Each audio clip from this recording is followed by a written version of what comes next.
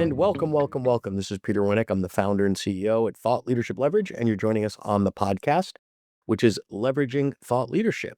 Today, my guest is Paige Velasquez Buddy. She is the partner and a CEO at Zilker Media, which is an Austin, Texas-based agency building people-driven brands. During her tenure at CEO, she has been named one of the fastest-growing companies, or Zilker, I should say, has been named one of the fastest-growing companies in Austin and a best place to work 2 years in a row.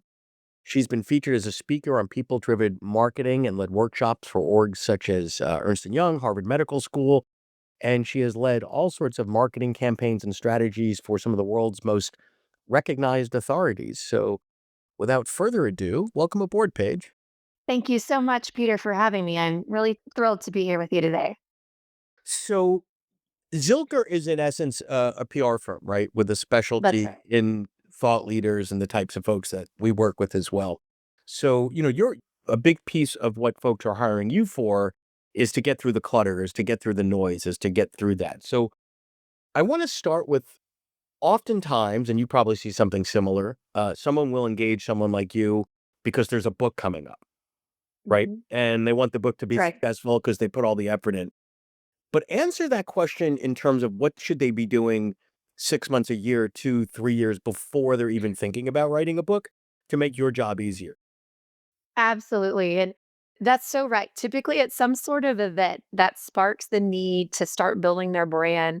But, I'm really passionate about is shifting the mindset of leaders that it doesn't have to be an event, even that gets you to start thinking about building your thought leadership. This is really something that a new age CEO, entrepreneur, leader should be thinking about consistently in order to help accelerate their business. So, thinking about these things way ahead of time, just getting really crystallized on how can you stand out alongside your company to help build kind of an on-ramp back to it, help drive lead generation, help accelerate trust throughout the business development process.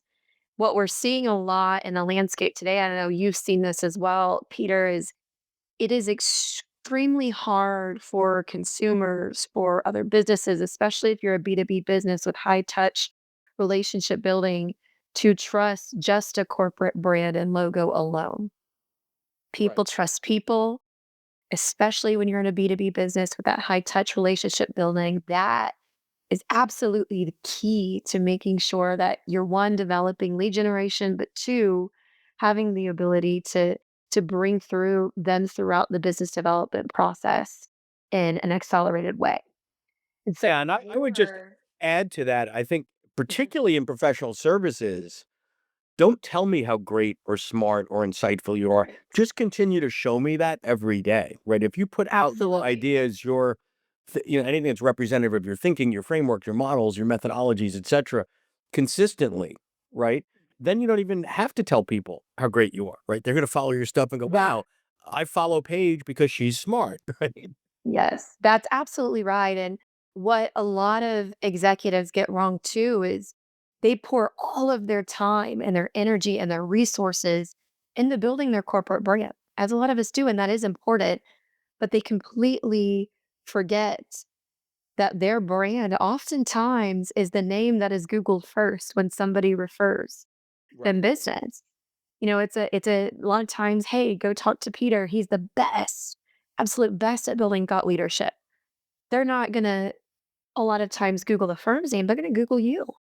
And Yeah. so what is that impression? Are you, talking about the things that show that you are the top thought leader in that industry? It's so important. And the funny thing Well, is and not being there. So if they, absolutely. you're interfacing with someone and they Google you and nothing shows up, or you show up as number, 97 or something like that, Mhm. that says a lot as well. It does. It's even worse. A lot of executives that I talk to, especially from a PR's perspective, is that, oh, I've intentionally been behind the scenes and I've Yeah. intentionally not Yeah. done this or been online. I'm too whatever for social media. And a lot of times what we do is we do that Google search, and they're coming up either not at all or they're coming up really low on the page, or what they have coming up is not what they want to be their first impression. It's, the old blog that they wrote 20 years ago or the old press hit that they did 8 years ago, and it does Right. nothing to reflect Right. the caliber that they're at now. So then your task is a difficult one, which is, hey, I'm a thought leader. Let's just use Mhm. an example. I've got a book coming out in a couple of months, and Yeah. I want you to help make this book successful, right? And the reality is there are more books coming out every day, every week, every month than ever before. What are the things that you're advising clients in terms of how they stand out from the others? Because there's X other books just like yours, whether you want to believe that or not, coming out either right before, during, or after. How do you stand out from the pack? How do you stand out from the noise? How do you break through that clutter? Yeah. There's 3 key things. One, from a content perspective. So, say, for example, you need to build a following on social media. You have to have an audience to market the book to. We see a lot of leaders who get really excited and they jump onto all the platforms. They want to be on TikTok, they want to be on Instagram, they want to be on LinkedIn. And Right. really, the conversation that we have with them is, where is your audience? So think about, from a business perspective, where are you having these conversations? And for a lot of the leaders that we work with, LinkedIn is the place that they need to be. Right. So instead of spreading yourself thin, it's focusing in on, where can we have the most impact and consistently do it really well in a sustainable way moving forward. So go Mhm. focused versus spread thin. The second thing that I would say is really important is, it gets exciting when you do content marketing, social media, when you start to do PR. But if you're just doing a lot of activity without ever bringing those people that you're getting visibility to back to an asset that you own, where you can start to own their data and Yeah. own the interaction with them moving forward, you're spinning your wheels in a sense and spending a lot of time, money, resources, and never actually garnering results that are going to last long term. Right. So, looking at how you can own your data is so important. So stay there a minute, and I want to sort of add a bit of a twist to it, right? So Sure. I've been doing this podcast for 7 years, 600 something episodes, etc. And one thing that I find just really shocking is a vast I would say probably majority, or at least 50-50, but it's probably a Mhm. majority of the guests that come to us come through a PR agency or a podcast guesting agency or something, which means that somebody's paying the agency to get Yes. that person onto our show because people enjoy the show. We've had good get whatever. We've got a good reputation. There's lots of reasons, right? And what I find is this part of it, having an honest, open, insightful conversation, that's easy, right? That's really, really Right. easy. What I find somewhere between shocking and appalling is that for me, I won't just put anybody on the show. So you and I did a pre-podcast call Yeah. a month or two ago. I want to make sure it's a good fit. You know what I'm looking for. I get to know you a little bit. I do research on you. Then we do the show. And then when this gets posted or gets published, I will have my team share with you a bunch of assets for you to share on social media. And what I find is the Mhm. etiquette of most guests, and I think it's naivete, I don't think they're intentionally being rude, Sure. is they don't do any of that. And I'm like, well, Mhm. why the heck would you come on the show and spend the time and spend the money if you're not going to do everything in your power to amplify that message? Because now we're creating an asset right now, right? So I'm going to give you Right. this asset. I'm going to give you some social stuff. Assuming you like it and you think this shows you well, which I hope it does, why wouldn't you wanna share that to your followers? Why wouldn't you wanna use that asset now, a month from now, 6 months from now, or a year from now, or you're having a conversation with a prospect and say, "You know what? Oh, that same issue came up on this podcast I did. Let me send you that Mhm. link." And I think not enough people are getting enough, juice out of the lemon, if you will, as it relates to the things they do. Absolutely. Am I alone in that thinking? 'Cause No. literally every month, I'm like, "Why are people not doing more?" Well, you're absolutely right. And I love that you have that mindset just as the host as well, Peter, because what we share with a lot of our thought leaders and our clients is the value of PR, the value of appearances like this, conversations like this. It's not only that it's fun and we have an opportunity to build a relationship, share Yes. some of our lessons learned and experiences. The value of PR is not the moment that it goes live. It's all about the remarketing and how you Yes. leverage it moving forward. You have a vast network. Your show is extremely successful. So you posting it is one side of that opportunity. The other side of it is exactly what you said. How do you include this in your business development process? How do you include this to get visibility beyond those people that you're already connected with? LinkedIn, especially when you're posting on their outlet, a lot of times they actually favor posts that tag other people. So when this goes Yeah. live and I tag you, Peter, or you tag me, we're naturally going to get a lot more visibility beyond our current networks. And And so it making also sure. is a humble brag, if you will. I know that of the forget the episodes I've hosted, I've also been a Right. guest on the hundreds of things, and there are Yes, 3 or 4 things that I've guested on that I could attribute literally millions of dollars worth of revenue to those, absolutely. you know? And it's one thing for me to tell you, "Hey, Paige, I'm really smart, I'm really good at what I" like, you're gonna go eventually go, "Alright, this guy's kinda full of himself, he's a jerk, or I don't wanna hear it." But when I send you links to a TEDx, when I send you links to shows far better known than that I'm a guest on, and I'm receiving accolades from a world-renowned expert, like, I can't say I could, but, like, it's better when you see that firsthand, like, "Wow, look at what all these other people Absolutely. are thinking, saying, look at how admired that person is in their space. How come I don't know about them?" Absolutely. It validates that trust, accelerates the credibility that you're able to garner. And again, you're not having to talk about yourself. It's all doing it for you. Oh, I don't mind talking about myself. I'm being clearly narcissistic enough. We could do that. I If you're enjoying this episode of Leveraging Thought Leadership, please make sure to subscribe. If you'd like to help spread the word about our podcast, please leave a 5-star review at ratethispodcast.com/LTL and share it with your friends. We're available on Apple Podcasts and on all major listening apps, as well as at thoughtleadershipleverage.com/podcast.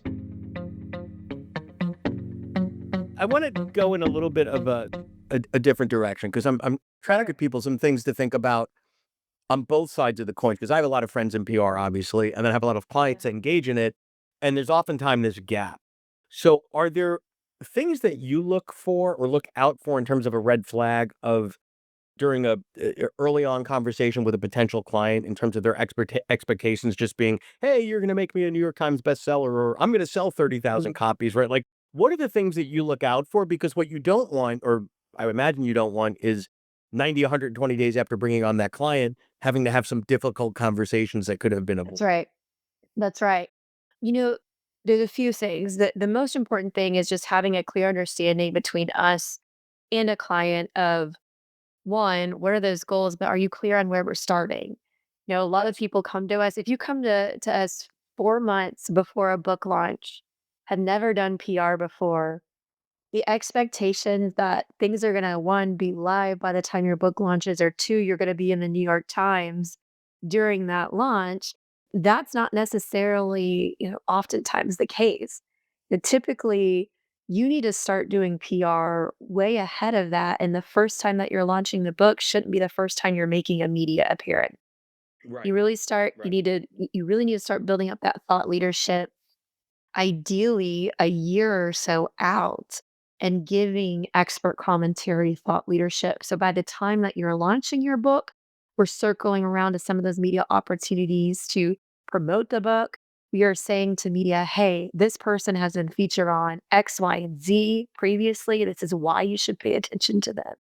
This is why we want to feature in the book. That's extremely important. And another thing is, a lot of people, sometimes come to us and think they're gonna get rich quick on their first book. Huh. And book sales, as you and I both know, aren't the way to do that. But if you have a clear strategy of what a book can do for you as a tool, whether it's helping accelerate lead generation, helping you up your fees and a speaking arena, whatever that might be, that's where you're going to really see the value in terms of investing in PR to get the book out there. Book sales alone are not a clear enough goal. Well, stay there a minute because I think you're 1,000% right. Is oftentimes authors, particularly first-time authors, obsess over sales because Mhm. they take sales as a proxy for success or validation or whatever the case may be, or they didn't really understand the market and realize that having an expectation of selling X number of units is not realistic in the period of time that they thought they would. Mhm. And I think at some level, for most, the number of units sold, you know, is really irrelevant. And this is where there's a lot of tension in the marketplace between the author and the publisher. Because in most Mhm. instances, a publisher's compensation is some function of number of units sold times profit per book equal, is that a good deal or not? For an Right. author, it could be, wow, at first blush, if you look at my numbers, that was awful. You only sold 1,000 copies or whatever. And the author might be going, that was the greatest thing I ever did because I picked up 3 clients that are spending $1 million a year, and that has nothing to do with the publisher's success. So your Right. metrics for success are different than the publishers, which means we're not in Mhm. alignment, right? So Right. so I think having that clarity up front, having that strategy up front that says, as a result of writing this book, this is what I would like to be different 1 year after the Yes. book is out. Yes, and that's oftentimes the first question we ask is, "Why did you write the book, and what do you hope to achieve with the book?" Visibility and book sales for us a lot of times is a red flag if there's nothing beyond that. The same instance with media these days, there's a dated mindset sometimes of, "I need to be on Good Morning America in order for my PR campaign to be successful." Reality is, from what we have seen, the past 5 to 7 years of book PR specifically, especially even just business PR in general, having those big TV hits do not move sales, units, or lead gen for your company the same way the right micro media or the right targeted media strategy will. If you are interviewing a PR firm, ask them about their industry. Are they consistently placing both in top tier as well as micro media? If you have a PR company that is just throwing top tier in front of you, top tier is great for eyeballs. It is great for credibility. And I'm Mhm. talking, Harvard Business Review, Forbes, Yeah. Fortune, Yeah. those types of, Bloomberg. But if you also don't have a micro media strategy with the right podcasts, with the right trade publications in certain niche industries, with right blogs, you aren't going to see as much lead generation or even, at times So book sale so movement. stay there for a minute because again, I've been on both sides of the coin. So when I've retained agencies to pitch me on a podcast, where I've gotten frustrated is they'll show me who they're going to pitch to. After I've had the conversation, say, listen, this is these are my avatars. These are my client profiles. This is who I want to get in front of, period, full stop. I don't need to hear myself talk, right? So Yeah. then I look and I see like, oh, okay, I'm looking at the audiences for half of these and they don't align with my avatar. So I called them back and said, I have no interest in that. Oh, but we can get you on that. Mhm. I'm like, okay, but the objective here isn't how many times I can see my name on a podcast, in iTunes or Spotify or whatever. Right. I wanna get onto a medium to reach an audience to get the desired outcome, which is lead generation, build the brand, all those other things, and That's right. that might be a lovely population that host speaks to. They're just not my people, and that's Right. okay, and I think once you realize that 99% of the world doesn't care about what you got, you can spend a lot of time saying, "But that 1% or 1/10 of Mhm. 1% is what I stay up late at night trying to, sharpen my tools to be as good as I can at my game." Absolutely. And two, from a thought leader perspective and executives, founders, your time is so finite that if you're spending 30 minutes to an hour doing a podcast interview, it has to be connected back to an audience that is going to drive results for you and your business. For example, even if you have a strong targeted strategy, I would even challenge, listenership, readership. Those numbers don't matter as much if it's the right audience. We worked with a sub-flooring manufacturer. This is one of my favorite stories. A very niche business, not a lot of podcasts in this space. And of course, we could have done Mhm, a lot of other podcasts that the entrepreneur would have been great on. But mhm. we found this podcast that had, I think it was, 1,500 to 2,500 listeners per month. So pretty small for an executive. of, several No, but multi-billion-dollar that's huge companies. though. But I would But argue it's actually huge because it's the right audience for that. right, and that's the thing about this case study is most, from a vanity perspective, CEOs of a company that big, a manufacturing company, would come back to a firm and said, "I'm not gonna waste my time with that small of an audience." But he understood our strategy. He understood how targeted we were getting, and he got the biggest business development opportunity that his company had seen in terms of partnership from that interview and the right listeners listening to that interview. And so I love sharing that with Yeah. especially these industries, how important it is.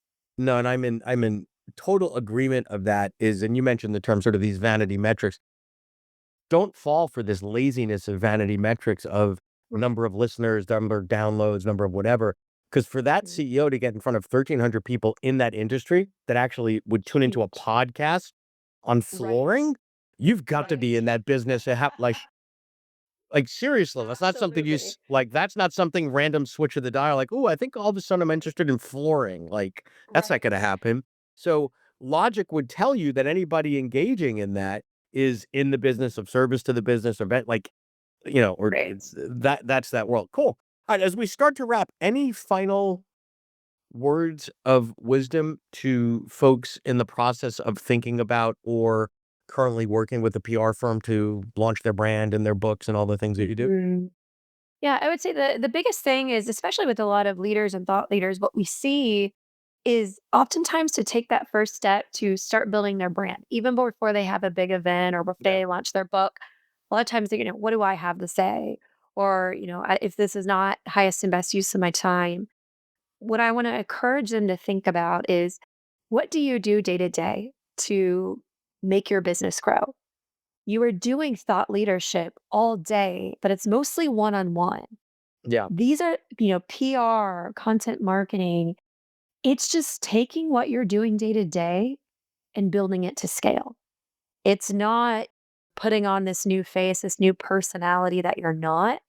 So that's the kind of mindset hack that I encourage leaders to have is think about the day to day and what you're doing. And once we start talking to leaders and they start realizing, oh, I'm already doing this, it's just one-on-one meetings, they get really excited about being able to scale that. So don't wait for 3 months ahead of your book launch or to get a book deal or start writing that manuscript. Start building that now because that's going to only serve you if you have some of that foundation built for more success when you do get to that big milestone.